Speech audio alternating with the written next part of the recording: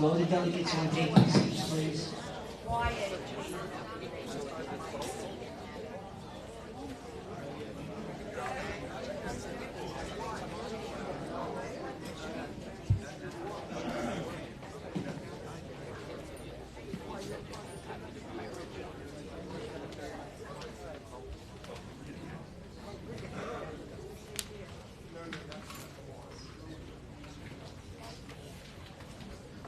You want to turn off your phones, please? Okay, Dave, we're ready. We have a phone? Yeah, we have 52 at last count. Okay. We'll call the order to, call the meeting to order now. We'll have the minutes from the past meeting. The minutes of the January meeting were published in the February edition of the Cobrua Reporter. Does anybody have any omissions, additions, or corrections to those printed minutes? Is there any objection to accepting the minutes as published in the Cobrua Reporter? Thank you. Okay, Felix? Where's Felix? This is the election committee report.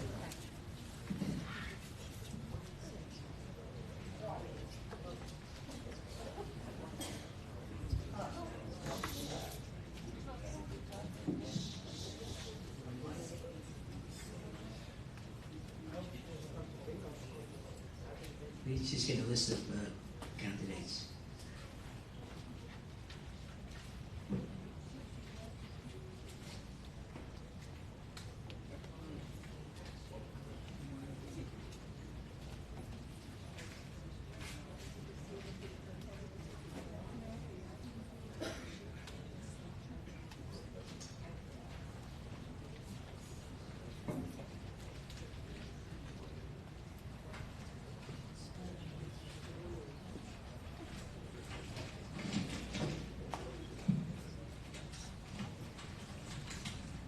Good morning. My name is Felix Wadish, and I am the chair of the election committee. There will be no contested election today for 4 directors of the Cobrua Group. There were 5 qualified candidates, but 1 candidate has withdrawn his name. Accordingly, there are just 4 candidates running for 4 seats. Mark Hoffman, Mona Lloyd, Susan Meltzer, and Sid Schwartz. I'm asking the secretary to cast 1 vote for Mark Hoffman, Mona Lloyd, Susan Meltzer, Sid Schwartz by making a check mark next to each candidate's name on this ballot, and Sid, Susan, Mona, and Mike are declared directors of the Cobrua Group for 2 terms expiring February 2026.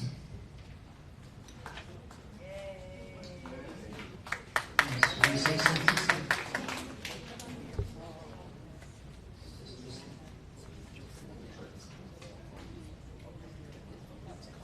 Hold on 1 second.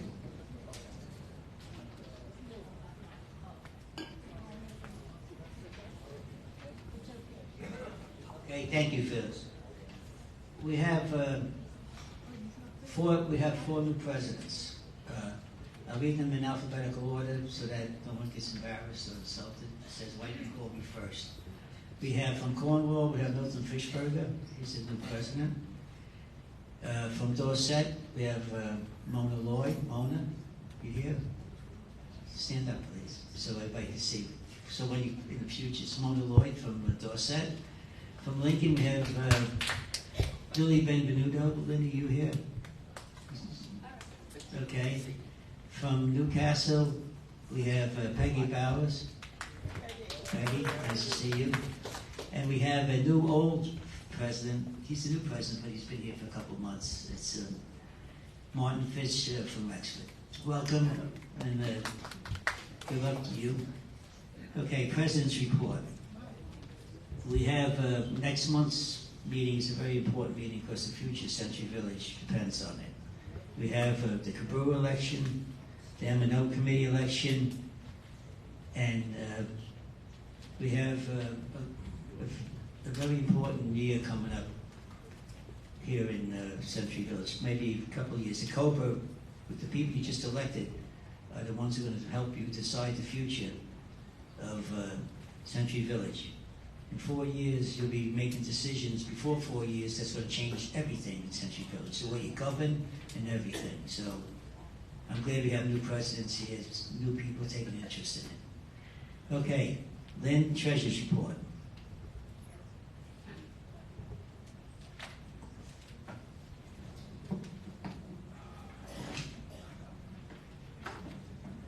Good morning. The month-ending balance in our checking account is $18,172. Our CD is $28,588, for a total of $46,760. Last month's balance was $45,709. Any questions? Thank you. Okay, Felix? Good morning. There will be an election March 12th to fill 8 open positions for the Cobrua office and 4 open positions for the M&O committee. Anyone planning to run can be nominated from the floor at this delegate meeting. If a candidate wants to put a statement in the paper, your deadline is today, February 13th, by 1:30 p.m. in order to satisfy the printing deadline. Your statement must be emailed to Cobrua office, either in the body of an email or an attached Word document under 300 words. PDF, all caps, handwritten or scanned will not be accepted. No exceptions. If there's a question on format, call Maggie at the Cobrua office. On the day of the election, all candidates may also make a statement from the floor before the ballots are cast. Election slates. The following people have filed their intent to run for the Cobrua office. In alphabetic order, they are Fred Hadley for president, Charles Rosenfeld, president, David Fisher, first vice president, Carol Haynes, first vice president, Mark Hoffman, second vice president, Sidney Schwartz, second vice president, Lynn Roberts, treasurer, Ted Spar, financial secretary, Stanley Siegel, budget director, Alan Perman, recording secretary, Bertha Wessler, sergeant at arms.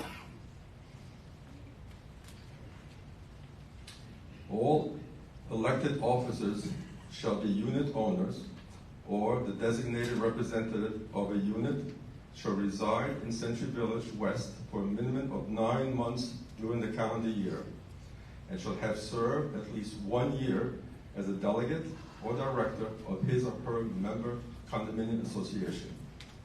No unit shall be permitted to have more than 1 unit owner or designated representative elected as an officer. No unit owner may be elected for more than 1 office.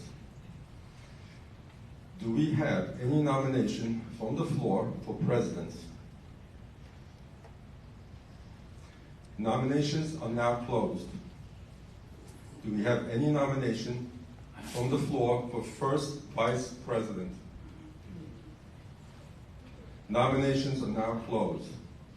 Do we have any nomination from the floor for second vice president? Nominations are now closed. Do we have any nomination from the floor for treasurer? Nominations are now closed. Do we have any nomination from the floor for financial secretary? Nominations are now closed. Do we have any nomination from the floor for budget director? Nominations are now closed. Do we have any nomination from the floor for recording secretary? Nominations are now closed. Do we have any nomination from the floor for sergeant at arms? Yes. Sir, could you please stand up and give us your name? My name is Martin Fish from Rexford Association, and I nominate Karen Sachs for sergeant at arms. A little louder, sir. I nominate Karen Sachs for sergeant at arms. Felix, you said Karen Sachs. holding a gun in my hand, but no. Is Karen here? Stand up. Do you accept the nomination? I do. Okay, we have you down. Thank you. Felix, The nomination, okay. the nominations are now closed for Sergeant and Army. Or after them. So nominations are now closed for all the positions that's going to be for next month's election. The following people have filed their intent for M&O committee in alphabetical order they are.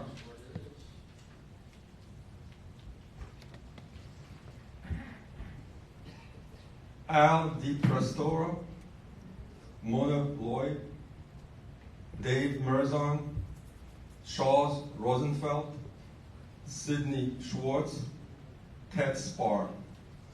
In order to be eligible to run for a position as the M&O committee members, a candidate at the time of election must be a permanent resident of Century Village West who is a unit owner of record. A permanent resident is defined as a person who has resided at Century Village West for at least 9 months in the preceding calendar year, and either a member of the executive board or director of Constituents Members Condominium Association of Cobrua. Do we have any nomination from the floor for the M&O committee?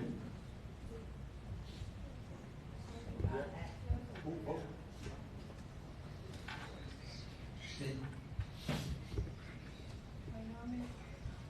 Yeah, take this. I nominate Susan Meltzer, the president of Ainsley. Susan, you want to stand up, please? Let them see who you are. Susan, do you accept the nomination? The nominations are now closed. Felix, I have a question from one of the candidates. It said in the Cobrua reported that they would have 3 minutes to speak, and yes, the bylaws say 2 minutes to speak, so what are we going to do when they speak? But might as well tell them now, because they're going to be making their little speeches, so. We will accept the 3-minute speech if anyone wants to. At the time of the next month's election, we could accept the 3-minute speech. Okay. We will have somebody, Alan will be monitoring the 3-minute speech. Okay, no, just wanted to make sure that they knew that they had 3 minutes. Thank you, Felix.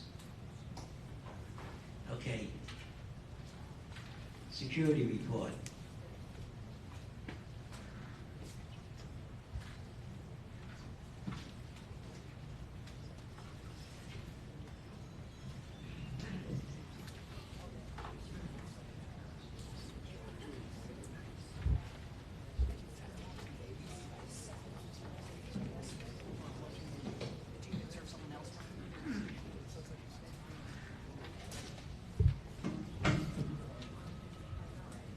Good morning, my name is Jody with United Security, and this is the recap for the month of January 2024. For miles patrol, we had 4,357, pre-authorized calls, 7,948, and commercial vehicles, 373. Any questions for me?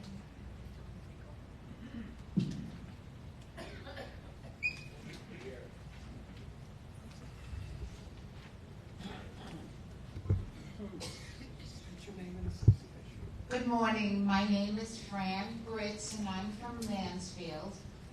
I have a question, Jody, and I just found out about it. When people who are guests come to the gate, do they just have to know the address, or can they give a name?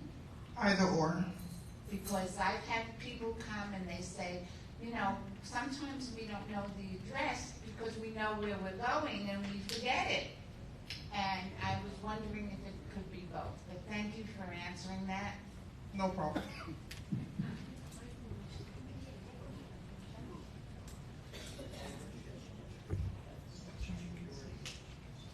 Good morning. My name is Dan Tanzer. I'm from Ainsley. I have a question about security emergencies on the property. And this doesn't have to do with 911, only about the responsibilities of our security department. Do the Rover cars still carry AEDs? Yes. Could you please, Automatic. could you put the mic like this a little bit, please? I'm sorry? Move the mic a little bit like this. Okay. Okay. They're defibrillators, automated emergency defibrillators. So they're in the cars. Each vehicle, yes. Okay. Are the drivers trained? Yes, they are. If we need the service of somebody with an AED, how do we contact them? You can contact the gates or the clubhouse, and we'll send out the rover. Okay. Are those phones closely monitored? Yes. When a driver shows up in the event of an emergency, what are they permitted to do? Can they use the AEDs? Yes, and also CPR. Okay. Has the security team ever trained on the effectiveness of this plan? So do you know that because the minutes are precious and the chances of a successful revival decrease 10% with every passing minute? So after 5 or 6 minutes, that person is dead. Well, they're dead to start with, but the chances of a revival get slimmer and slimmer. So have we ever tested the time needed to have a dry run, so that you have some confidence, and we have some confidence that this can be an effective means of saving somebody's life? We've done training before, yes, and once we're bringing in new rovers, we'll continue doing training with them. So the answer is yes, you've done a dry run? Yes, we have. And if we have new rovers in, we will do it moving forward as well, because we do have new rovers coming in. Okay. And what did you find in that training run? How long did it take to get on site? It depends on how far they are. But now that we have 2 rovers, the time is shortened. Before it was a little longer. So starting... Only about 2 to 3 minutes, depending on where the rover is. So from the time somebody picks up, can you pick up, if you're in a pool, can you pick up the black phone? Is that sufficient? Yes. Okay. So because it contacts the gatehouse and the clubhouse. So that from picking up that black phone till a guy shows up, a person shows up with an AED, can be as little as 2 or 3 minutes. Yes, sir. And you've documented that. Yes, we have. Okay. Thank you very much. You're welcome. I'd like to clarify something here. Jody, is it not the responsibility to call the paramedics first, or are you the first line of, when I say you, who's the first line of calls to be made? We suggest that they contact 911 first. If 911 should be called first. Yes. If when they contact us, we ask them if they contacted 911 and they tell us no, we immediately contact 911. Good. But we suggest you guys contact them first. Thank you. My name is Margaret Hunich and I'm from Exeter Aid. I have an aid. I need, for my thing. But when she comes to me, she has to wait for a half an hour online, because what can you do to give them permission to come to that other lane, so they shouldn't be any problem? So I should have to wait for a half an hour for them to come in. She only has her driver's license, or does she have? No, she has an aid from the clubhouse, from the office. If she has that, we usually send them to the residence lane. So if she's on the lane, she's calling. The line is jam-packed. This rover goes out and we send them to the residence lane to cut the line short, yes. Okay, thank you. You're welcome. Ira Brown Height. What are we doing to improve the backup at the gate? It's been several months and it keeps going on and on and on. Can you please tell us before somebody gets killed? The issue that we're having at the gates, and I can speak for this for myself because I've been spending time at the gates, residents are not calling in their guests. Security has no issues calling you guys to verify, but when we do call, residents are not picking up their phone. They have no number on file or their number is disconnected. You guys have to update your numbers at the ID office so we can keep the line moving more efficient. If not, the lines will continue being this way. And I also recommend using the automated system. It also helps. If you guys need that number, you can see me at the back and I'll give it to you guys. Martin Fish, Rexford. So this is an old issue, but my memory is lapsing. What is there a point in time where it's too early to let in a commercial vehicle? Because we at Rexford have had contractors, roofers coming in and working significantly before 8 o'clock. So I know that someone's online and they're used to coming in, and that the tendency is, what am I going to do? But I've suggested it before that you have someone come in and make them turn around and go out again. Yes, the time is 8 o'clock. I'll be speaking with the guards to remind them of that as well. But so what happens if someone comes in a quarter to 8 or 7:30? We would park them. You would park them. And a lot of times they just go to Dunkin' Donuts and buy coffee and kill time. Well, but we do have people working in Rexford, so obviously they're not parking. And if that's the issue, then I'm going to be speaking with the guards, because I need to inform them that it is 8 o'clock. Right. I also have a question for someone else in terms of CPR or administering. Someone wants to know where they get their certificate and training from. I don't remember the name of the school. I'll ask Annalise and I'll clarify with you guys. Thank you. Dave, we have a lady right there who's non-delegate. Miss, did you want to? Yes, he's right there. Reese Jacobs, Exeter. I just have a follow-up question regarding calling into the gate. If I call into the south gate and then my visitor comes to the north gate, then I get a phone call as if I didn't call it in. So is there any way that the two gates can coordinate so that it would reduce the amount of times you would need to call when it's already been called in? The automated system is when it coordinates. If you're calling and speaking to a live person, it does not tag the gate. If you use the automated system, then both gates will get that recorded. Jody, could you prepare some type of a list that lets us know, or that the M&O committee know, what are the problems? You know, you say people doesn't have the right ID, or no one called in properly, or so. What are if there are 100 problems, is it 50 of one thing and then a bunch of different ones? So there's one thing we could address. Could you have somebody keep a record of what's going on there, so we know what the most important thing we should go after is? Yes. I think that could speed it up. Will do. Thank you. Mr. Chairman, delegates, my name is Fred Hadley, Cornwall E. My question goes to the defibrillator discussion. I was listening very intently.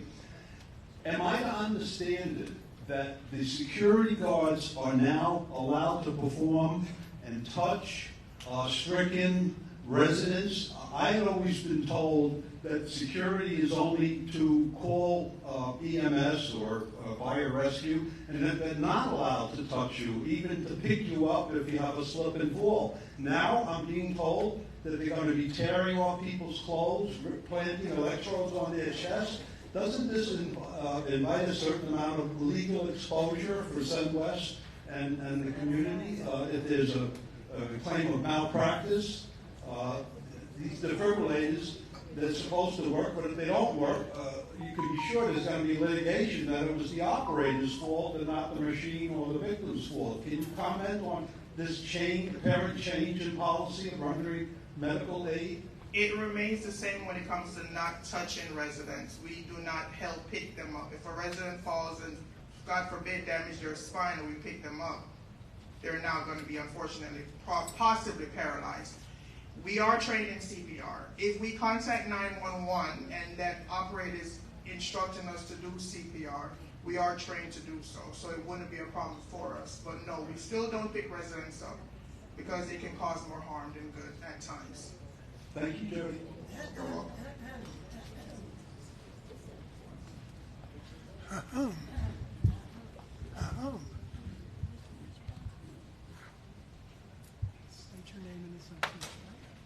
Sheila Horde, Guilford A, Boca Raton. Three-part question. Walk-ins. I have a friend who owns a unit in Century Village. She does not drive. She walks out and walks in. Nobody has ever stopped her, ever. She doesn't have a car, so she walks out, goes across the street, does what she has to do, a little shopping, comes back. Nobody ever asks her anything. Number two, defibrillators, as far as I'm concerned, and what I've heard from various people in other communities, it's automated. You could be stupid, but as long as you understand the language, you can follow the directions on how to use the defibrillator. You do not need training. Number three,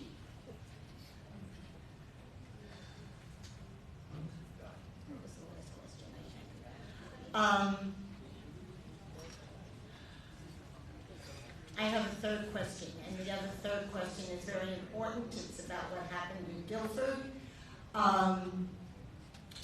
There are no cameras in any pool area. Other communities have cameras all over. We are out of copies here. And a lot of people fall, hurt themselves, have heart attacks or whatever. If nobody's around, somebody should see them on a camera. The incident that happened this week was horrible. Take it from me, from first-hand experience. It was horrible. I was there alone with Samson. We were sitting quietly. The maintenance person came in, looked at the pool. There was a hatch going around, and I assumed it was somebody either walking or exercising. And he walked to the other side, the gentleman from Century Village. He signaled to me, "Do I know him?" And I said, "No." I got up and I walked towards him. He signaled to me again, the gentleman who works for Century Village, and he signaled to me that he was going to get undressed, which he did. And he dove into the pool, pushed him towards me, and the gentleman was blue. The gentleman who pushed him towards me tried to get him on the ledge. Unfortunately, the gentleman cut straight to his head while he was trying to be rescued, and then eventually he came up. I called 911 and the red phone that says emergency only. The red phone rang at least 5 times and no one picked up, but I also had my cell phone to my head, to my ear, and 911 picked up, and I said, "Screw this red phone," and I walked back to the maintenance person. I'm not going to use his name. He was very nice. Didn't speak much English. 911 gave me instructions how to direct CPR. I had a course in CPR when I was 40, so I know a little bit about it. But I'm not 40 anymore. It's a long time ago. I translated everything. The man started turning blue on his chest. Within minutes, seconds, I don't know what it is. I was hyperventilating very, very, very strongly when this happened. And this, 6 police cars, 1 sheriff. I had to wait for the deputy to come to question me. But the fact is, if we had damn cameras by every pool, it would be a good thing. And if someone was manning that red phone that says emergency only, I was told that calling that number is a waste of time because I'm calling you, miss, I forget your name, and then you have to call 911. So I called 911 at the same time. That's incorrect. It's incorrect? What I did is incorrect? That phone does not call security. That phone contacts 911. The black phone contacts security. When you pick up that phone, it contacts 911. What's the not sign for? It says emergency red phone. And even the security man said, La teléfono, and I know what that means because I speak a little bit of Spanish. Again, that red phone does not contact security at any time. But why does it say emergency only? It contacts 911 emergency, Okay. not us. Okay. I object. Whatever. That's it. Yes. Fine, for now. But what about the walk-ins? What about the people who are walking in? Could be a stranger walking in. I'll look into that part, ma'am. No problem. But as far as the red phones, no. Security does not get that call. 911 does. It's never been security. Only the black phone.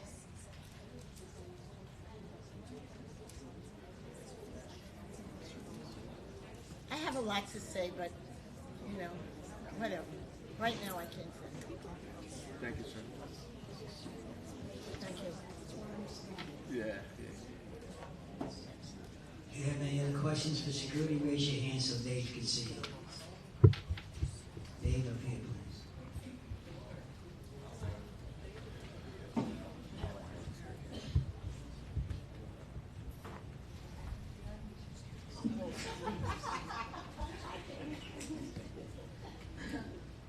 Regina Apicella from Guilford. Not really a question, maybe a really strong suggestion.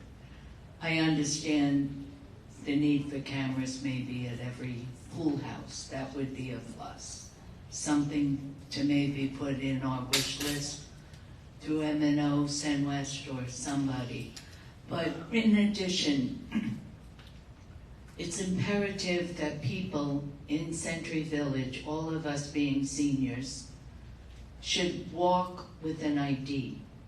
The biggest issue, I think, with the recent drowning was the fact that there was a man there with a towel and a hat, and if Guilford people weren't there that knew him, it was a hard time to ID him. So I was hoping maybe, like we had at COVID, that if you're going to the pool, let's make it mandatory that you carry your ID. I don't think it's out of the question. You can leave it at a chair. You can hang it in the, wherever your beach bag is. But sooner or later, something could happen. Even walkers. I don't know how many times I've seen walkers run out of breath and go to a bench along the Kimberly Drive. I stop my car, are you okay? I'm fine, honey, just catching my breath. No ID, no nothing. So maybe West on the common areas and every association could put it somewhere out there that if you're walking alone, biking alone, swimming alone, grab an ID. That's all.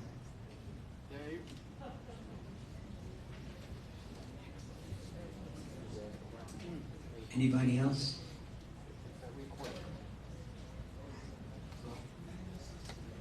Richard Diamond, Suffolk. If I'm correct, I think in the Cobrua, it states somewhere in there to carry your ID because you may be stopped and someone will ask for it. So that's the owner's responsibility. Second, Jody, I don't use the pool, but on occasion I walk through. Correct me if I'm wrong. There are 2 phones on the wall. I think Yes, sir. a red one and another one. I think they say security or 911. The black phone says security. The red phone says 911 emergency. Thank you. That answers that question.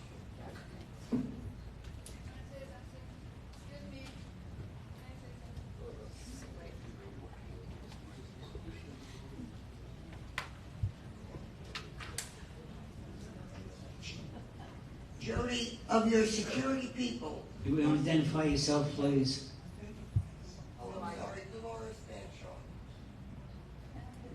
get lost. Dolores and Banjo-El. Of your security people, who are the ones who are trained to do any first rescue? All security personnel are trained, including myself. Even the people at the gate? All of them, yes. Oh. So if somebody has an accident, like falling out of the car or whatever, the people from the gate could help them? We won't pick them up. We can console them, speak to them, and wait for 911. Picking them up, we can't do that. Because if they heard something that we don't know, the damage can be worse. Right, okay. Thank you.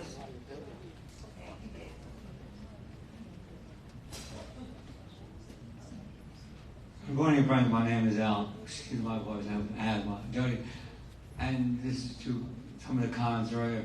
I'm not sure if you do have a man manning the cameras, if there's not any legal consequence to that. It might be someone who might investigate that prior to pursuing that. I think there is some consequence. That's the M&O committee would look into that. Whoever. Make a suggestion.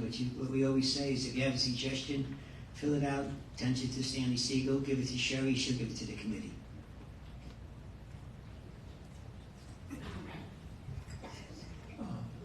Mike Solomon, delegate from Cornwall. Is there anything that we can do to help you and your staff? We just need you guys to update your numbers in the system, call the automated system, make sure you answer your phones when we call. Our biggest issue right now is the traffic at the gate, and we're trying to eliminate it. This is a community of almost 6,000. We have 2 gates. We have contractors coming in, Ubers, with everything is coming in. If you look at the number I told you for the pre-authorized call is 7,000 plus. Usually it's only 3,000. It has doubled. Residents are not calling in. And then when we turn their vehicles around, they get upset, which is fine. It's okay to do that. You have feelings, but you have to help us by calling in. I can't give you guys a list of the addresses that I've turned into the ID office that has no number whatsoever listed, and they do their part in finding those numbers. You guys have to help us when it comes to that. Also, to answer another question someone mentioned about the IDs, Ms. Regina, I think if I'm not mistaken, on the walls and the signs in each pool, it does recommend each resident to carry their Central Village ID. It doesn't say it's mandatory, but it is recommended. It also states that in the paper to carry their ID. Okay.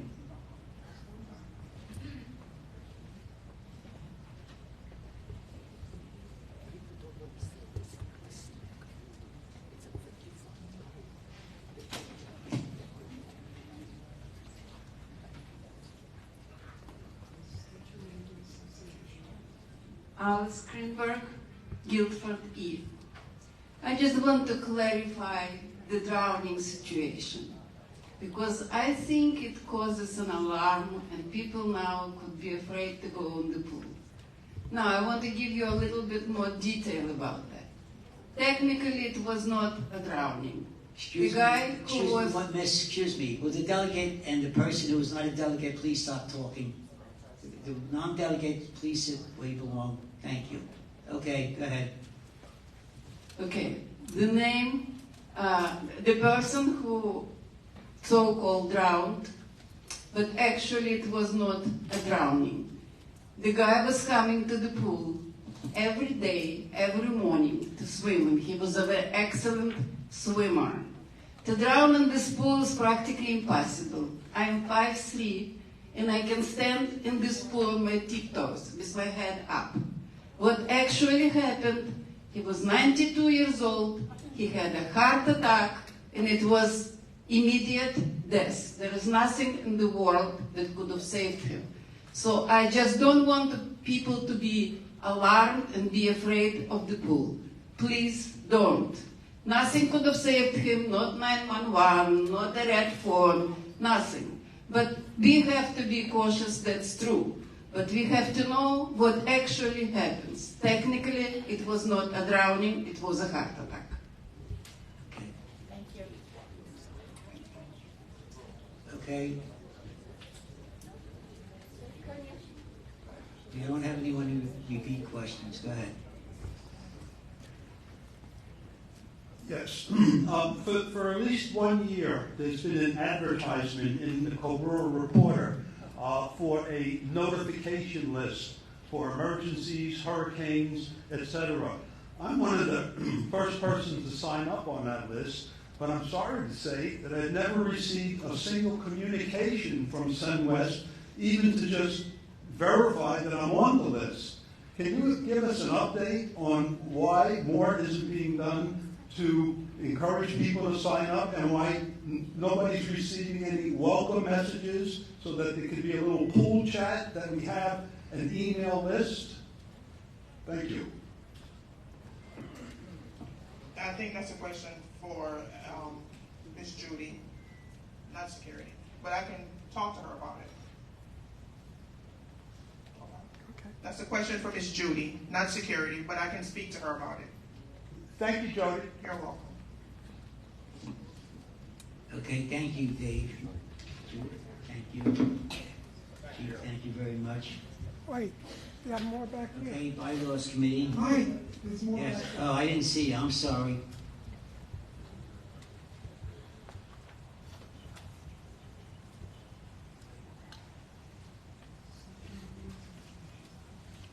Howard Silverman, Yarmouth D.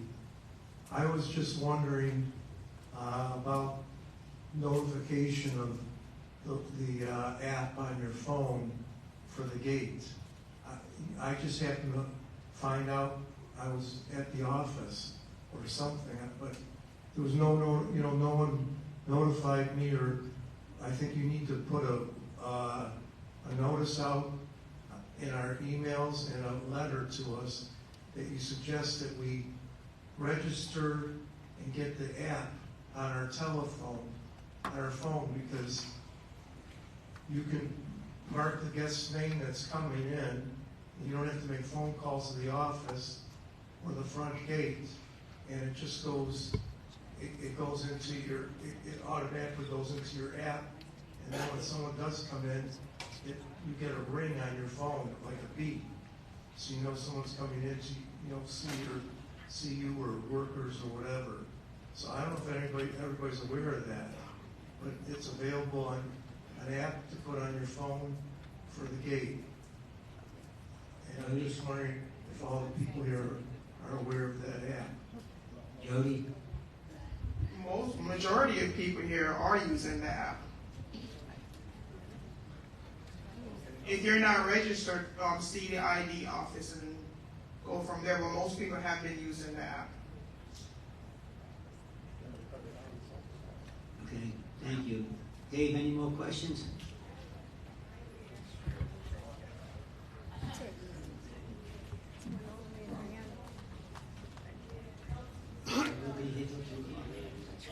What? There's more?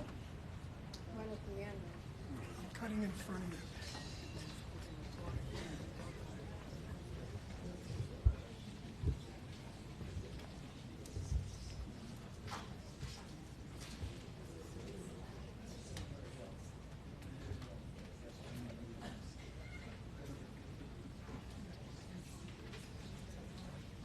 Joan Olensky, Financial B. What kind of access is required in order to walk in? Is there a key in order to access the fence, or can somebody just walk in? There's Metro Village ID. Jody, you want to use the mic, please?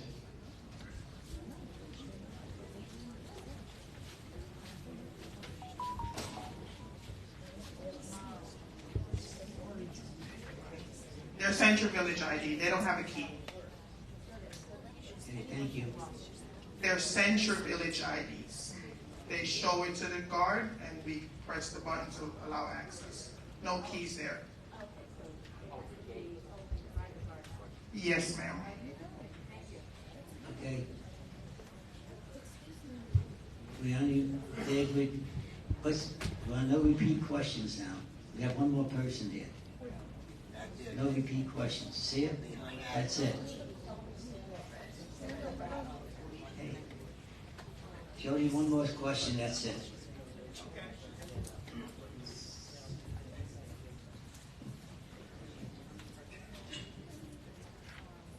As I said before, my friend, who lives in Cornwall, goes out, he used to go to Famous all the time, and walk back, walk on the sidewalk.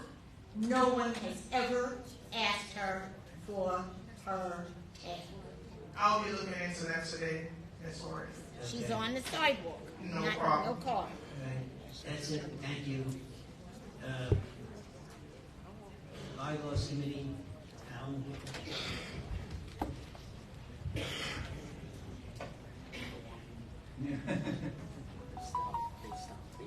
Difficulties which include legal and procedural with notification has interfered with the progress and the processing of the latest suggested amendment.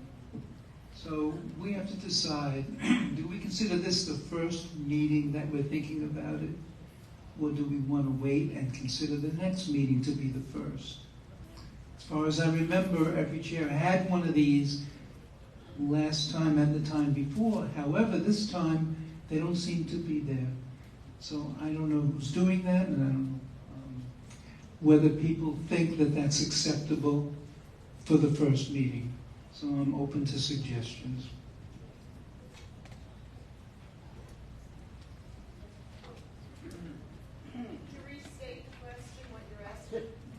The bylaws indicate that the delegate assembly, which we are in now, consider proposed amendments during 2 meetings. And at the first one, they realize what the question is, and at the second one, they vote on it. So would people like to consider this our first consideration, or would people prefer to table it to the next meeting? Yeah, it's been going on for 3 months already.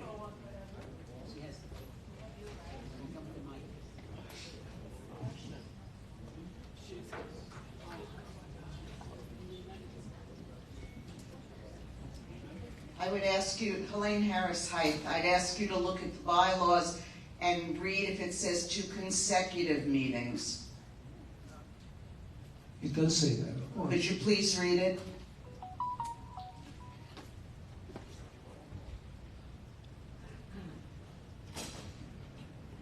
I'll go to the original instead of the reproduced one.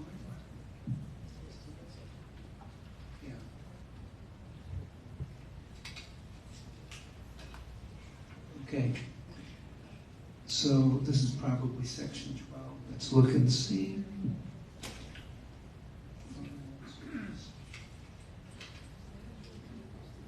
Okay.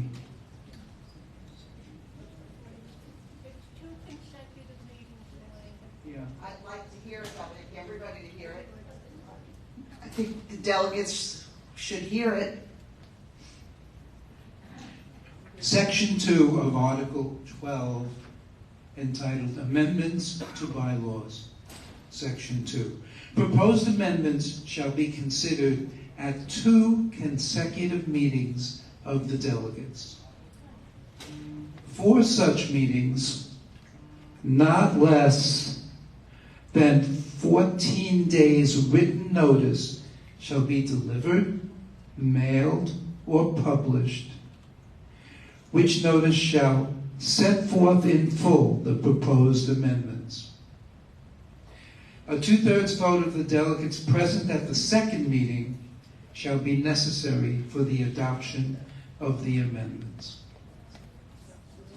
My simple question then would be, if you count the last meeting, the January meeting, there wasn't adequate notice, so you couldn't count that one. Was there notice for this meeting? 14 days? I don't believe so. I didn't receive anything, so you couldn't count this one. So your March meeting would be the first one once you adequately notify. Thank you. That's what I suggested. I don't know if anyone agrees.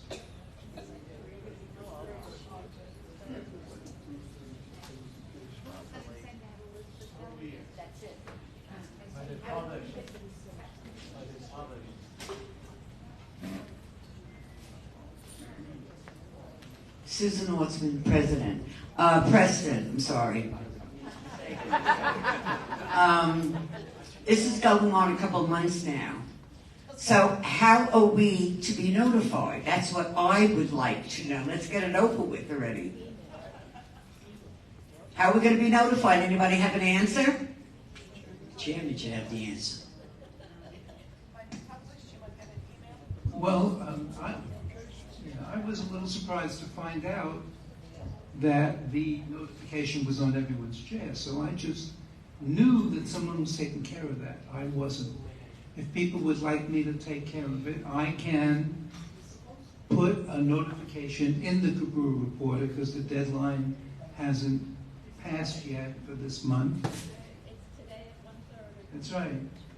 So I have like 3 hours to write. The Delegate Assembly is now notified that there will be a meeting at which time it will consider a proposed amendment. And would that be adequate notification, or do you need more? Helene? Hello. I'm asking you, because obviously I'm asking, he's saying, would that be adequate? You brought up last month. Okay. So It has let's, to be in writing, I believe it says there. So you have to post it somewhere, publish it. You can also notify by email. We talked at the last meeting Yes. about the fact that there is a list of delegates' emails. So there are many ways to notify the public. But Alan is doing it verbally right now, telling you it will be addressed at the next meeting. That's not enough for what the bylaws say, but it's certainly a start. And I think Carolyn has something to add Yeah, to this. right. Dave, Carolyn has a hand up. Sorry.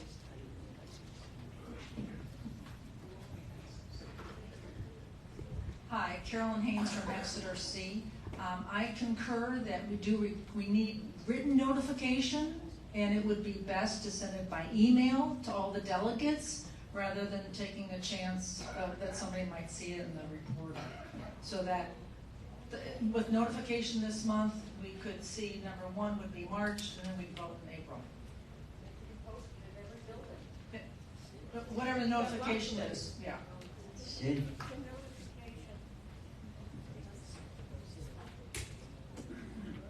The notification. For such meetings, not less than 14 days written notice shall be delivered, mailed, or published, which notice shall set forth in full the proposed amendments.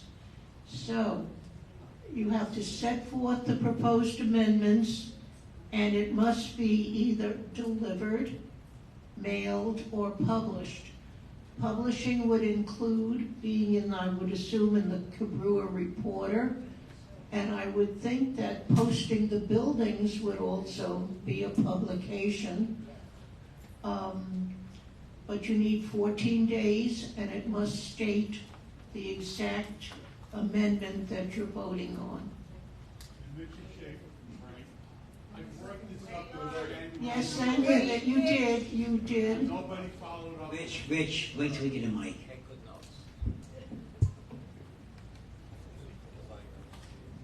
Mitchell Schaefer from Brighton.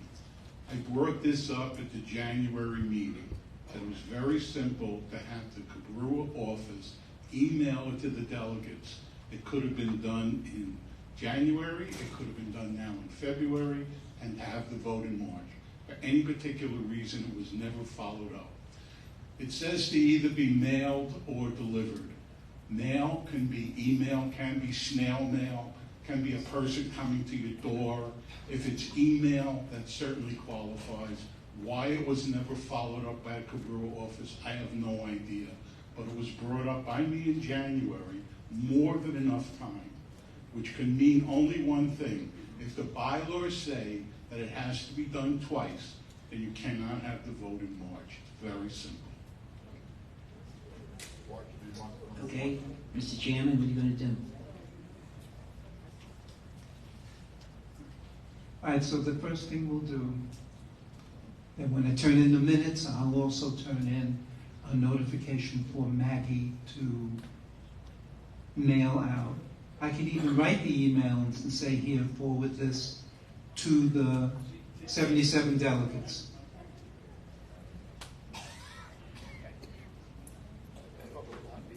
It's very conceivable that every president has not notified Maggie with the email address of every delegate. Very possible. To be honest, when I send in my notice to Maggie with the delegates, she does not ask for email addresses. She wants the phone numbers, etc. I believe that Maggie should send out an email to the 16 presidents today. Please send me today or tomorrow the list with every delegate's email address. Because I know, for instance, I'm not sure even if my delegates have the email addresses in Maggie's office. And I'm sure that there are some presidents that haven't even forwarded anything to Maggie. So if it's done today, Maggie could get all this information by tomorrow. And it could have been done in January, but for some reason, nobody followed up with it. Thank you.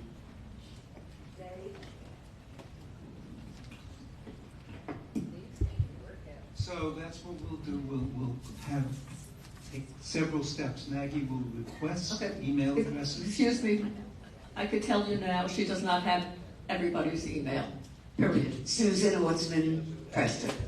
Can't we start by printing up a notice and put it by the mailboxes, effective immediately, like this? At least we start with something.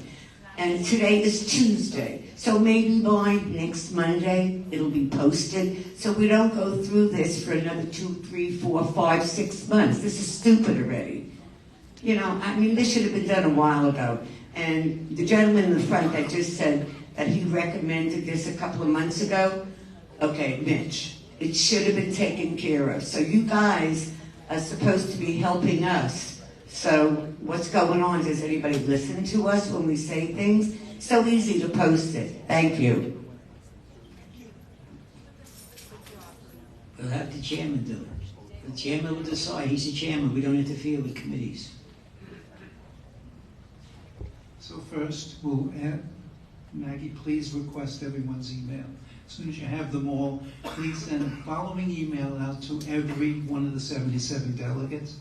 And the text of the email will include the amendment and the changes.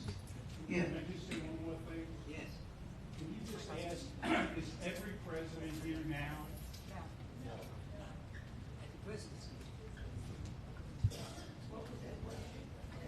If every president is here now, all they have to do when they go home after this meeting is send it to Maggie. You can tell Maggie to send the email requesting it, but it'll get done way before a building posting. So it really could be done immediately. I just don't know why it was never followed up in January. So we could have two, one posting, one We email. could have the chairman decide which way is the best. That's exactly correct. The chairman is in charge. We all yield to the chairman. The text of the Cobrua bylaws uses the word or, not and. So any one of the 7 things listed can be used. It could be an email, or a snail mail, or a posting, or a publishing in the newspaper, or anything. So any one of those is quite sufficient. I like Mitch's suggestion. It's very clever. Just email everyone the official notification of the proposed amendment. And we'll make sure that happens this month. So next month can be the first consideration. The following month could be the second. Okay. Okay, anything on the bylaws? Anything else? Okay. M&O Committee, Community Affairs and Cable. Stanley? Good afternoon, good morning, everyone. You better learn how to stay here in the afternoon. I was here so long, I forgot what time it was. Community Affairs. We're concerned with the traffic that's going to be coming up on Lyons Road as a result of all the building by GL Homes. Last couple of weeks ago, Mike, as a member of the M&O committee, invited a representative from GL Homes to see if they will be able to do anything to sort of have an entrance or exit on Yamato Road. The answer was no, but they did volunteer to do some surveys to see how to alleviate the traffic that were to ensue. So we're sitting tight and wait for their proposals. Any question? M&O. The committee met with management on January 17th, which was a Wednesday. Present for management was Judy Milken, Dan Cruz, Monica Wells, who's the chief financial officer, and Laura Coffey, the attorney for Senville. The water project is moving along. The only problem is notification to each association as to when they're coming, and hopefully we've taken care of that. Then the answer is they'll be notifying in advance that they're coming.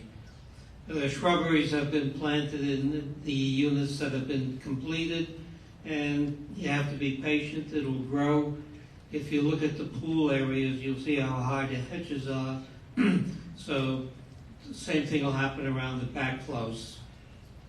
The renovation project is moving along a bit faster. As you can notice, they're putting up the awnings for the walkways now.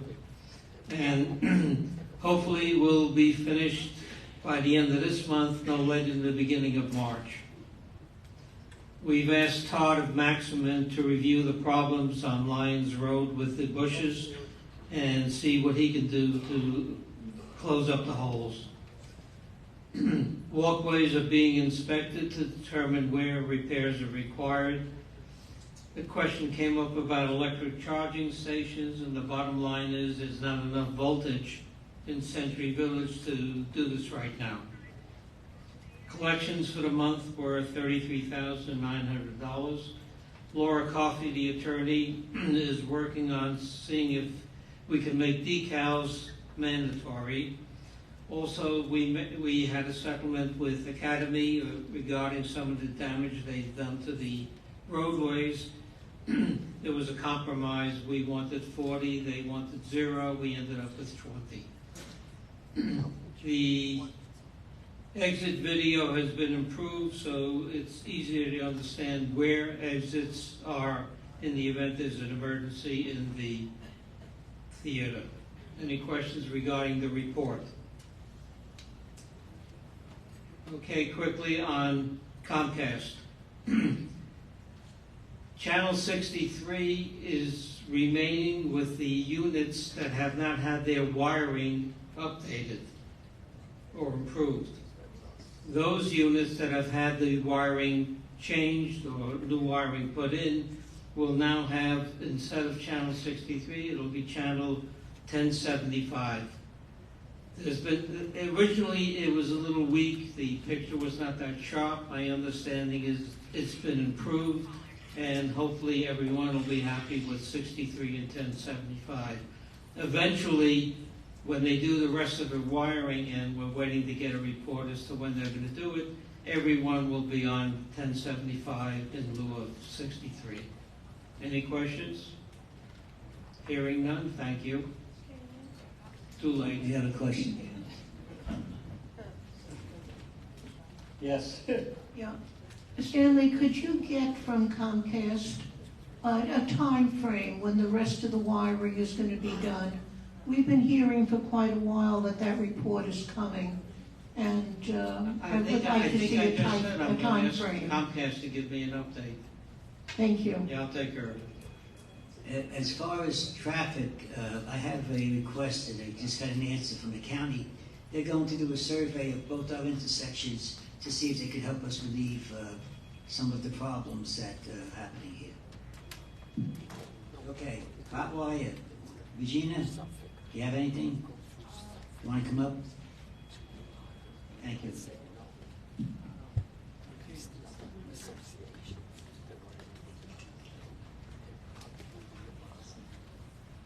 Hi, everyone. Hotwire, we're at the end of our launch program, and we're transitioning now the 5 associations into the operation phase of Hotwire. They are opening up an office in the temple. The grand opening for the 5 associations will be February 19th. Every building of the 5 associations will be posted with an address, the hours of operation, and the new number that each association can call with any hot wire issues or concerns. The launch number that we're using now will stay in effect until further notice. The 2 people that we had handling our launch program are no longer going to be in charge of Century Village. We were assigned 2 new folks. I met them both last Friday. Every association, to acclimate to February 19th, is awarded their own private soft opening of the office where they'll be able to meet and greet with the new officers that are in charge of us moving forward. As far as Hotwire getting our pools installed, I really don't have an update on that. I've asked installation to give us a target date. They told me that it was still in conference, so to speak, between Senwest and Hotwire. Something to do with one phrase. Senwest told me it's now up to Hotwire. Hotwire said differently. So I'll have an update on a target date for the Wi-Fi at the pools this week. And as far as our community channel, that depends solely on Comcast getting everything together with the vendor they use to do the community channel, because Hotwire has now opted to use that same vendor for our channel 99.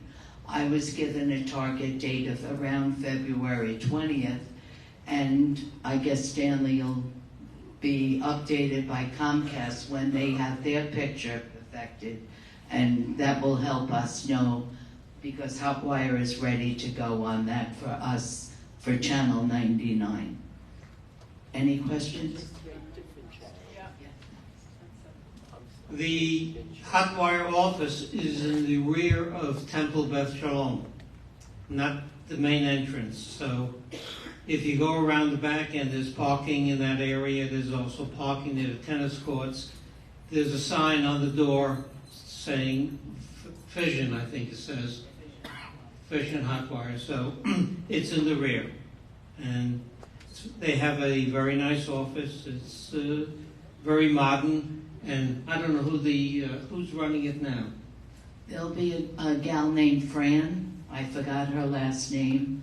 And we will have, at the beginning, a educator always on target for anyone who comes in.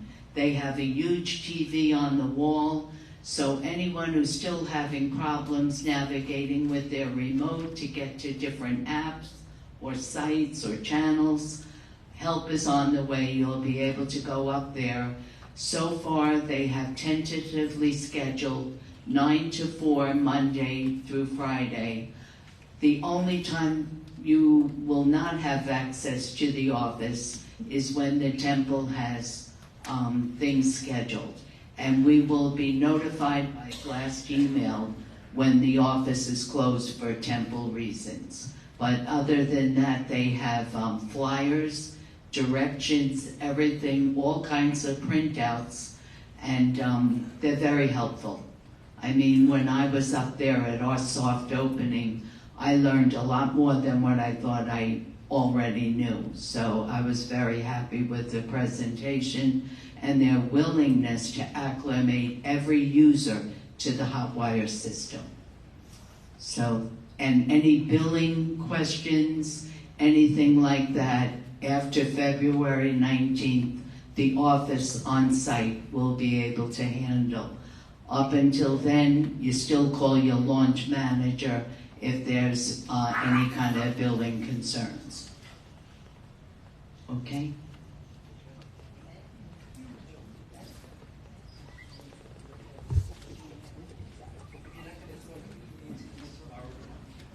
Yeah, I just wanted to mention something that it struck me as a result of a number of the discussions that came up on from M&O and Comcast and Hotwire. We've had a lot going on with the water department work, with Hotwire, with Comcast. A while back, we asked Comcast to look at some of the old or abandoned boxes that they have from theirs. There's a lot of stuff out here that makes this place look lousy, I guess, in a way of saying it. We have nice landscaping, but we have the water stuff installed with shrubbery going around it. But we have a number of other boxes, to call them, whether they're electric terminal, telephone, or others, and I think they've been there for years. So we've brought up the idea of trying to get after the people involved in those and get past the point where each one points to someone else and say that it shouldn't be there anymore. But we're trying to get rid of some of these old green boxes that you see out there that were transformers or were something else at one time. If they're still needed, then they should be put into something that's been repaired, painted, fixed up. Because otherwise, there's a lot of this around here that just does not look good when you walk around. Just wanted to mention that.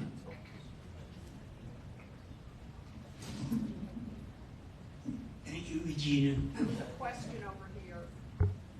Question over here. Is somebody speaking? Yes, there's a You have a question? over here. No, she's not a delegate. Dave, she's not a delegate. You'll get a chance later on. We'll let you know when. Okay, Sid Cobra. Good morning. I just want to remind everyone, the buildings have been posted. It's either on 63 now or 1075 or will be. But council will be here for an informational meeting for everyone.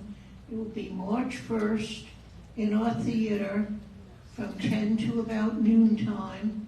And there will be a presentation to bring everyone up to date on what's going on and what we're expecting to be able to do.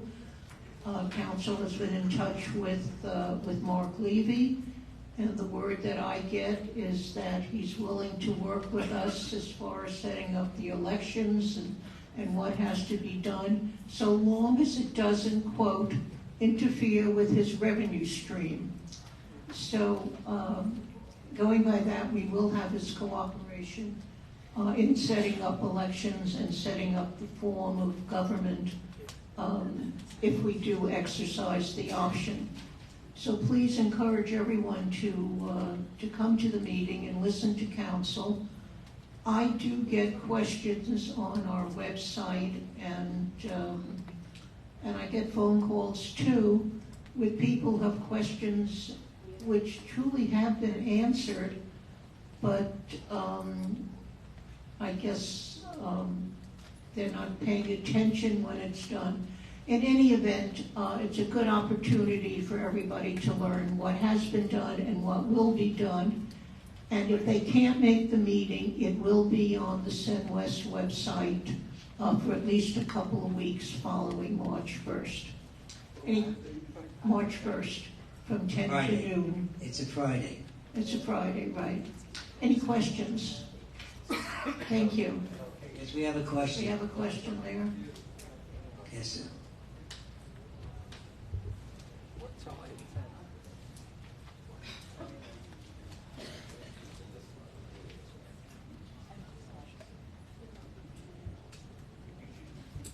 Arthur Harris, height to C. Has the current council spoken by any chance with the council that handled the Deerfield acquisition? He was one of the council that handled Deerfield. He did Kings Point that he was council for, but he did, I believe he did a portion of Deerfield also. Deerfield is not as cohesive as we are. They have many more associations. We have 16, I understand each building there, I think, is a separate one. So they had various counsel. Anything else? Thank you. Okay, anything under old business? Anything under new business? Good welfare delegates. Yes, I have some good welfare delegates. Fred Hadley always asks about my background and everything. What did I do before I came here? And I answered him, and I believe everybody should be transparent. But why won't Fred tell me what happened to him at North Shore Towers before he moved here? If you want to be transparent, Fred, you should be transparent. Good welfare from people who are not delegates. Anyone out there have a question for us? Mr. Chairman, may I have a personal privilege? I would like to respond. This is what's going to be. May I have a personal privilege? This is what they want.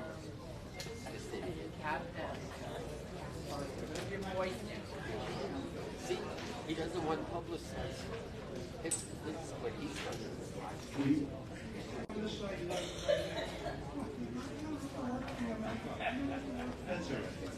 I am Fred Hadley. I was a resident in North Shore Towers for approximately 30 years.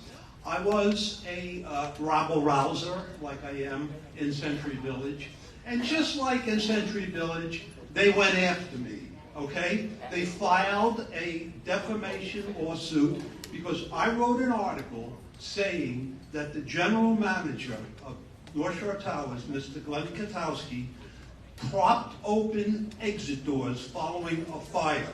Anybody that knows anything about high-rise safety, that's the last thing you did. So I wrote an article stating that he endangered all of us. I am proud I wrote that article. I have no regrets. Mr. Katowski, in combination with the attorney for North Shore Towers, which is very much a conflict of interest, went after me on a personal lawsuit basis. It wasn't North Shore Towers that sued me, it was the manager.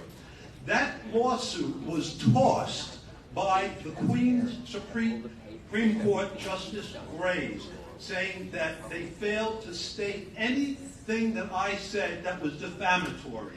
And then Mr. Katowski appealed from his decision, as anybody can do.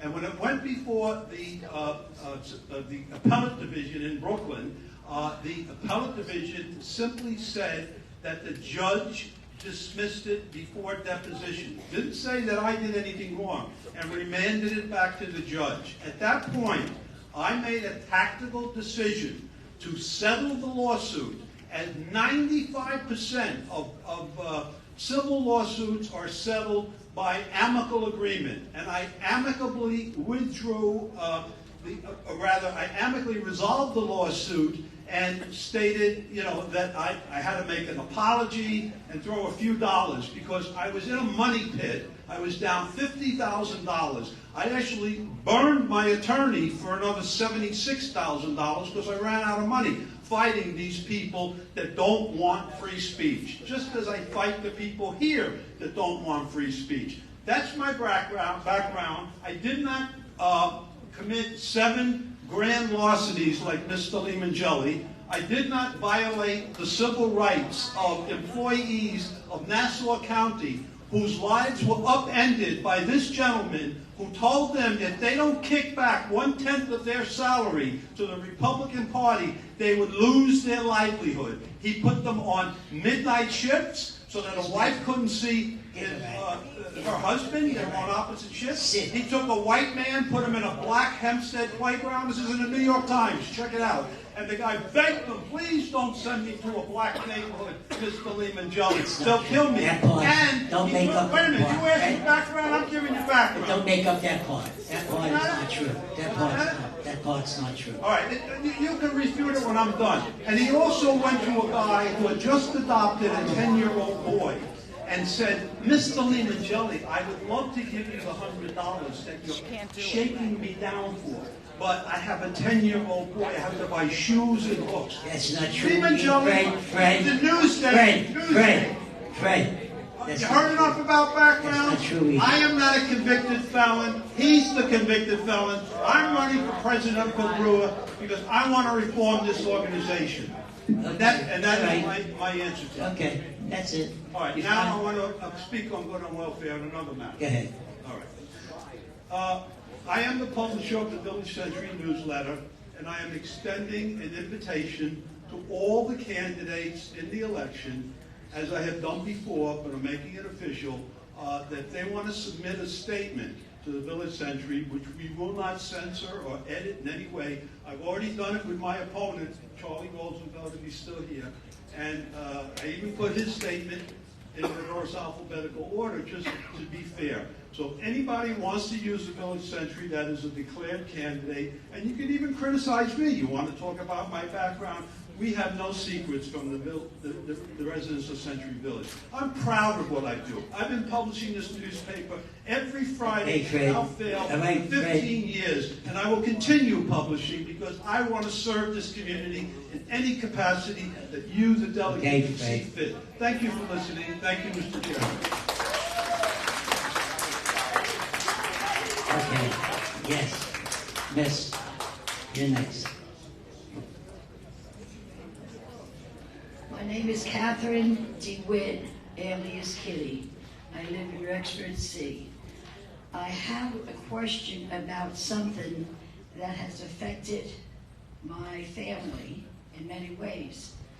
My husband passed 3 years ago this month, and I've been trying to get an SP pass.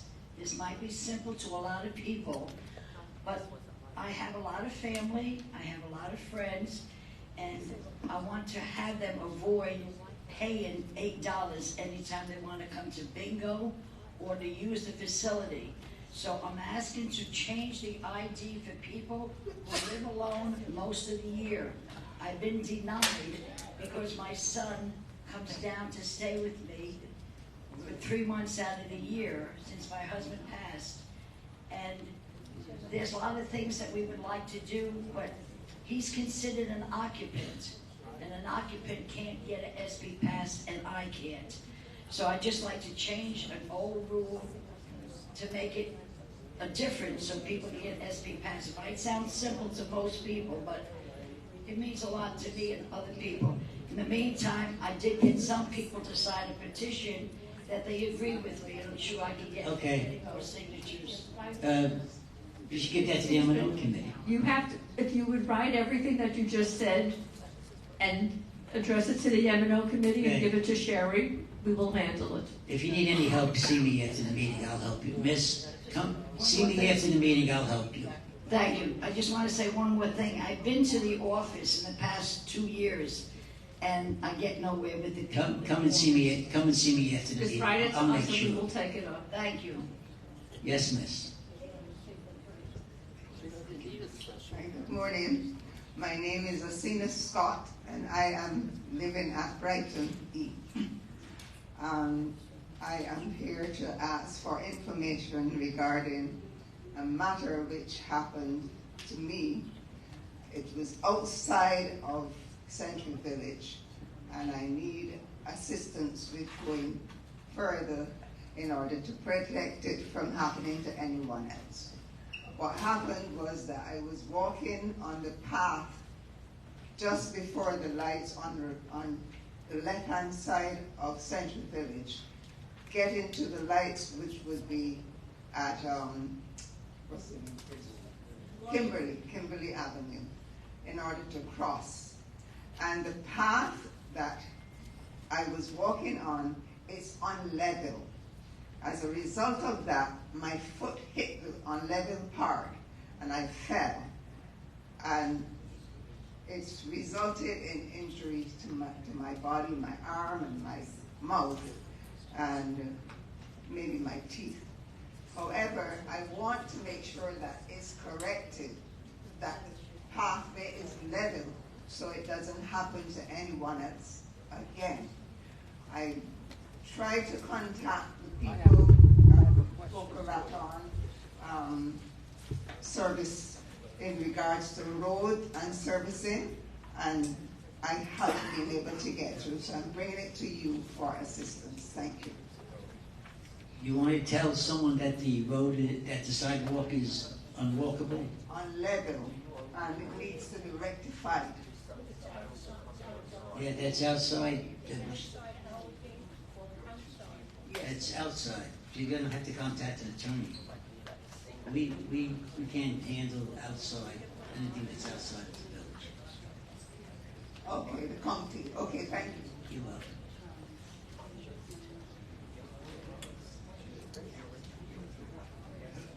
Henry Bader, Guilford B. 2 items. One, not beating a dead horse, but the letter that appeared in the letters to the editor in the last Cobrua Reporter dealing with the issue of why Century Village, of all other large condominium communities, cannot have a cafe of some kind here in the on the premises. It's been brought up, I'm sure, many times. I've been told verbally, but I would find it just useful if there was an article to update, or we have new members in the community that aren't necessarily aware of what the reasons were.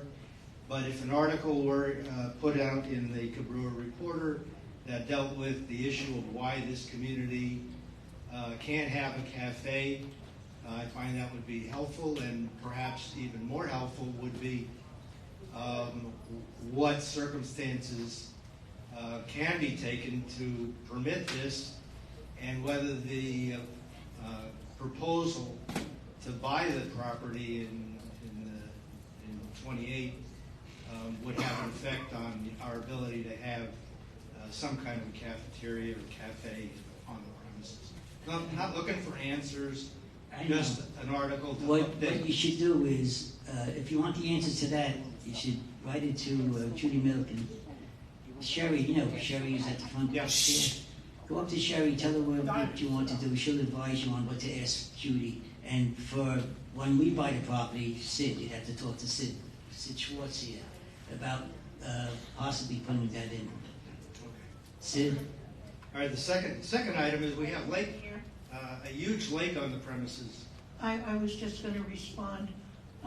If indeed you exercise the option to purchase the clubhouse, it's a whole new ball game, and you will be deciding whether or not you want to have it, and it will be in our hands and not in an outside, Sen West thing.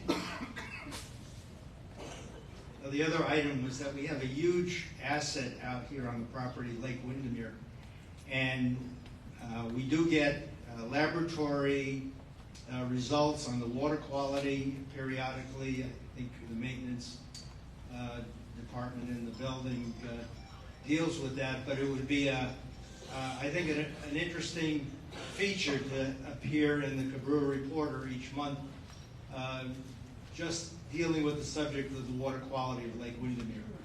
Okay, we can see that. Thank you. Hi, my name is Ann RV. Yes, ma'am. Ann RV, 1100 Wolverton E. Please correct me if I'm incorrect, but I understand that the indoor pool was not being renovated as I thought when I first got here in November. I just found out that the reason we cannot use the pool is because of the walkway from the parking lot on the other side of the pool, and if people walk through, it might be slippery and people might fall. See, here we are in probably the worst winter in years. People who like to exercise using the pool cannot because the weather's been so bad. So if that was the issue, why couldn't we just put down some mats so that people would not slip and we can use the indoor pool? Okay. All we can do is bring that up with Sen West. Excuse me? All we can do is bring that up with Sen West because they own the property here. They own the clubhouse. So you have nothing to do with the fact that people are not using the indoor facilities? That's Don't correct. you have any say? We could say it, but they don't listen to us. Okay, okay. That's the answer. I mean, I hate to tell you that because I agree with you, honestly, but there's nothing we can do. Okay, thank you.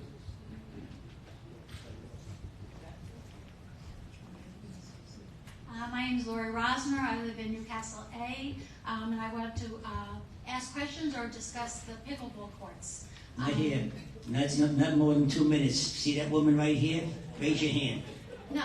She's the president of pickleball. Raise your No. hand. Talk to Okay. her. So can I say what I want to say? Yes, she can say Okay. something to say. And I have lots of friends, neighbors, and I'm full support of having more pickleball courts. But I live over the pickleball courts. And right now, when they're playing, and there are 16 people playing, that's 16 voices, including the voices who are watching, 4 balls, it's very loud. I know there's proposals to build more pickleball courts. Absolutely, we need them. I've been told by some of my friends who play that they're talking about building them at Mansfield. I don't understand why that would be. We have a clubhouse with courts outside that doesn't interfere with anybody else's quality of life. I've had people who will not look at an apartment in Newcastle or in Rexford because of the sound that come from the pickleball courts. Mike, let me answer. I will just say one other comment, that in terms of the Mansfield, there are only 44 parking spaces, some of which are used by Preston, who use that parking spot for the pool. So to turn those courts into pickleball courts means there's more people than parking spots. Lots of noise and lots of inconvenience. Stanley Siegel, the chairman of the M&O committee, is going to... I did write a letter to M&O during the summer, including articles from the New York Times and CNN that talked about the problems in communities with this, but I never heard back from anybody. The chairman is going to answer right now. Excuse me? Stanley Siegel. Okay. Okay, when we prepared the budget for this coming year, with all the expenses and everyone going up in price, we deferred talking about pickleball and tennis for this current year. The next budget year on the agenda will be pickleball and tennis courts. So right now, that'll be taken care of, and we will make a decision or get as much input as we can and see what we can come up with. So it's not a lost issue, it's just a matter of finance and taking care of the people, which is our main concern. And of course, the new courts at Mansfield have just been refinished, which I'm sure costs a lot of money. The question is, how do I know to get the rest of the people who are dealing with this issue to show up at that meeting at that specific time? So I'm presenting you this information now, including the letter that I sent to M&O with the information, because I can't promise that I'm going to be here at the time you have that discussion. So I wanted it. Why don't you give a suggestion to the president of the pickleball? She's right here. So you can sit with her. If you're not here, she can bring it up. I think it's not only up to the president. I think when I speak to people who play pickleball, they agree it shouldn't be at Mansfield. That's the issue. I try to tell you, we will take it up in the next budget and review all the possibilities. So just give us a chance. Okay. Yes, sir. Hi, Martin Fish from Rexford. So this is really, is Kitty still here? Is who? Kitty? Where is she? Oh, okay. So I don't know how the special passes work, but I know another issue that came up is that son comes down for part of the year and is technically an occupant, but I understand there can be only one occupant per apartment, but her daughter-in-law or daughter comes down many times and they can't qualify as an occupant. So I think this whole issue of occupancy has to be looked at, especially, as Kitty said, for a single person and family coming down part of the year. So put that in your memo, Kitty. Thank you. Yes, sir. This is Dr. Cadet at Brighton B. I'm sure you're all aware of a very bad accident that happened on January 31st of this year. And I am here to request that you put a stop sign instead of yellow sign on Brighton Drive and the street that come from the gate. Okay? Because when the cars come from the gate, there's a slowdown, and cars coming from Brighton Drive, apparently, that causes some confusion, and the stop sign on all 4 streets will be very, very helpful, and that can prevent such an accident that happening Tell you. again. My second thing is about the maintenance. I think the entrance of Brighton is not green enough. If you can put some more shrub there, some more palm there. Mitch, please. Well, that would be very, very nice. Okay? I'll tell you what you have to do, sir. Dave, sir, what you have to do is write the suggestion up, give it to the front desk, and we will give it to the M&O committee to look into. Because the M&O committee will make recommendations. So you have to put that in writing. You know Sherry, the woman at the front desk, the redhead woman? Go to the front desk. If you have a problem, come up after the meeting, talk to me, I'll show you. Yes, ma'am. Hi, my name is Debbie Silverman. I'm a new owner in Yarmouth, D. Couple of quick questions. I wanted to know about the outside of this clubhouse. I see they're renovating it. Are they planning on painting the building, the front of it, brick? Or are they going to leave it the way it is with the red brick? Yes, they are. They're leaving it the way it is? What's that? They are going to leave it the way it is? Is that what you're saying? No, I didn't say that. Oh, I'm sorry. What are you Stanley, you want to answer that? I didn't get the question. Are they going to paint the front of Are they going to paint the red brick? They're going to paint the front of the clubhouse. Next year's budget? Okay. Also, I know this gentleman was just ahead of me speaking about stop signs. When we pull out of Yarmouth and trying to make a left to go out of Century Village, there's so much like shrubbery that needs to be cut back. It's like a blind spot. It's very difficult to see to make a left turn. Who would I talk to regarding something like that? No Sherry at the front desk? Sherry at the front desk. Give her, what you just told me, give to her, she'll give it to the M&O committee to look into. Okay, all right, thank you. You're welcome. Elaine Harris, hi. Two questions. The first one is, one comment, one question. The comment is to the woman who spoke about pickleball, the gentleman who spoke about the stop sign, and the last woman who spoke. The theme we're hearing is unit owners have no influence on the actual M&O committee other than in writing through the front desk. And I think that's a real important thing for everybody to notice and pay attention to. You cannot go to an M&O meeting. You are prohibited from going to the M&O meeting. You may not speak at an M&O meeting. It's something to think about. There's a block in between you and how things get decided. Just pointing it out to you. What's the difference if you write it or you talk about it? Well, like the woman said, she wrote. I didn't interrupt you. Let me finish, please. You asked the question. I was answering. Wait, let me finish the first question. If you submitted a question in writing to the M&O committee, Who's 1 minute for, Mike or me? No, you can cut them. No, Alan's got a sign up. So what's going to happen is, if you submit it to the M&O committee and they do not take any action on it, then you have a complaint. But why are you saying that you have to come and talk to them in person? They know how to read. They know what your complaint is. I think that possibly people are thinking a personal appeal from a person talking is different from paper. It's just something to be considered. Okay. I'd like everybody to think about it. Okay.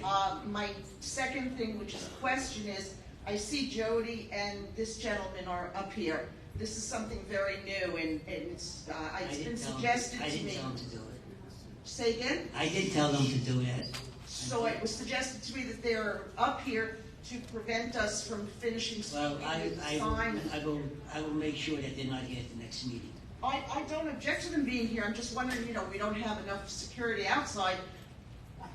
What's it? Well, we don't know if we don't have enough security outside. But I will make sure that he's not here this time.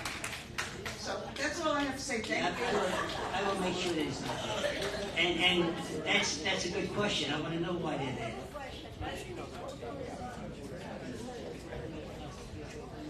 Yes, ma'am. Rita Jacobs, Exeter B. I'm a new owner here, and I'd like to know how I complain about the lack of service from First Service Residential. Right, go to First Service Residential, across the street. They ignore me. How do I complain about that since we pay them?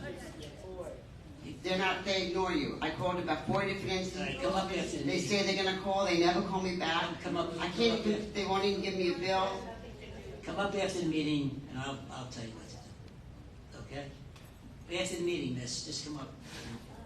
After the meeting. They told me to get a lawyer to pay, not to pay late fees that I didn't get. Okay, just come up after the meeting, we'll discuss it. Okay, any other questions? Ted, Paul, you had something to say?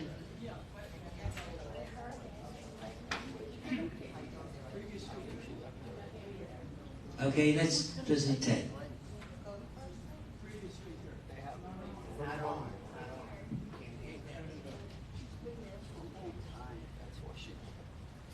When you spoke just before, you were talking about the M&O committee as if that wasn't the same.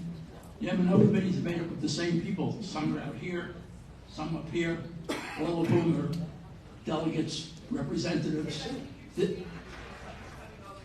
I'm speaking to everybody, as you are. The M&O committee is made up of people who live here. There's a number of different ways of getting things across.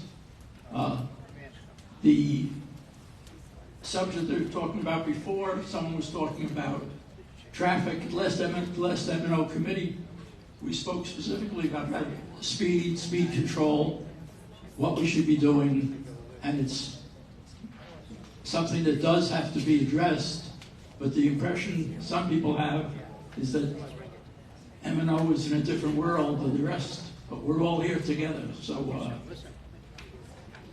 I think I just want to let you know that some of these things that were spoken about have been spoken about, that we're trying to figure out how to address, that we know there's too much speeding going on. Similar things are under discussion. They're difficult, but they're going on. Thank you.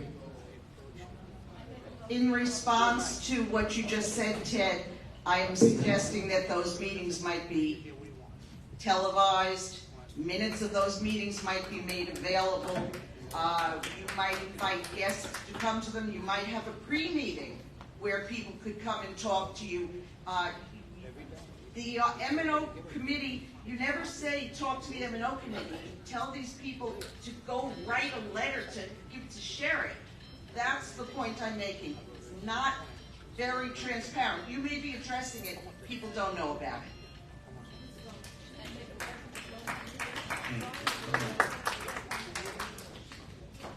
Okay, I have a motion to adjourn the meeting at a second. All in favor?